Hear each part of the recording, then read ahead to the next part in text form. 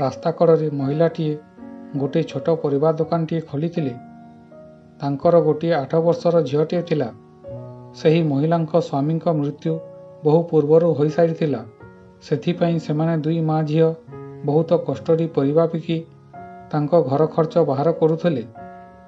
ପ୍ରତିଦିନ ସେମାନେ ରାସ୍ତା କଡ଼ରେ ଗୋଟିଏ ଗଛ ତଳେ ସେମାନଙ୍କ ପରିବା ଦୋକାନ ଖୋଲୁଥିଲେ ଓ ସେ ରାସ୍ତାରେ ଯେଉଁମାନେ ଯାଉଥିଲେ ସେମାନେ ତାଙ୍କଠାରୁ ପରିବା କିଣୁଥିଲେ। ଗୋଟିଏ ଦିନର କଥା, ସେହି ରାସ୍ତାରେ ଜଣେ ବହୁତ ବଡ଼ ଧନୀ ଘରର ମହିଳାଟିଏ ଗାଡ଼ିରେ ଯାଉଥିଲେ। ସେମାନଙ୍କୁ କିଛି ପରିବା ଦରକାର ଥିବାରୁ ତାଙ୍କ ଗାଡ଼ିଟିକୁ ଛିଡ଼ା କରି ତାଙ୍କ 15 ବର୍ଷର ଝିଅକୁ ପରିବା ଆଣିବାକୁ ପଠାଇଲେ। ସେ ଝିଅଟି ପରିବା କିଣିବା ପରେ ତାଙ୍କୁ ପରିବାର ଦାମ ପଚାରିଲା।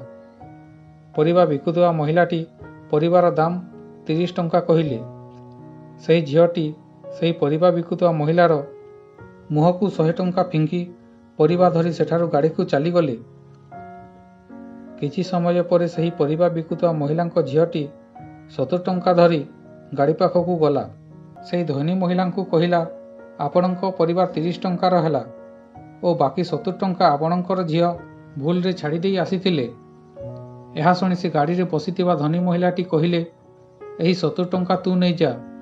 ଆମେ ଯେଉଁ ଟଙ୍କା ଥରେ କାହାକୁ ଦେଇଥାଉଁ ତାହା ଆଉ ଆମେ ନେଇ ନଥାଉଁ। ତୁ ଏହି ଟଙ୍କା ରଖିପକା। ଏହା ଶୁଣି ସେ ଝିଅଟି କହିଲା, ଆମ ପରିବାର ଦାମ ଯେତେ ଟଙ୍କା ହୋଇଥିଲା ତାହା ଆମେ ରଖିଛୁ, ଆଉ ଏହି ବାକିତକ ଟଙ୍କା ଆମେ ରଖିପାରିବୁ ନାହିଁ। ଆପଣଙ୍କ ବହୁତ ଧନ୍ୟବାଦ, ଆପଣ ଆମଠାରୁ ପରିବା କିଣିଥିବାରୁ।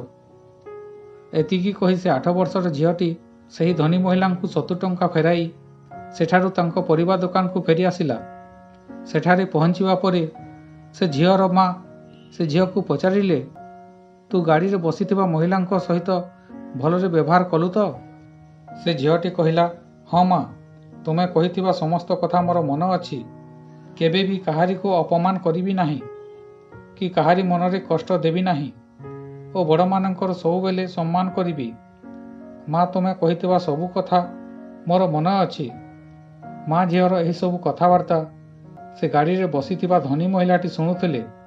ସେମାନଙ୍କ କଥା ଶୁଣି ସେ ଧନୀ ମହିଳାର ମୁଣ୍ଡ ତଳକୁ ନଇଗଲା, କାରଣ ସେହି ଧନୀ ମହିଳାଙ୍କର ଝିଅ ଯେପରି ସେ ପରିବା ବିକୁଥିବା ମହିଳାଙ୍କ ମୁହଁକୁ ଟଙ୍କା ଫୋପାଡ଼ିଥିଲା ଓ ପରିବା ବିକୁଥିବା ମହିଳାର ଝିଅଟି ଯେପରି ସମ୍ମାନ ସହ କଥାବାର୍ତ୍ତା କଲା, ସେଥିରେ ବହୁତ ଫରକ ଥିଲା।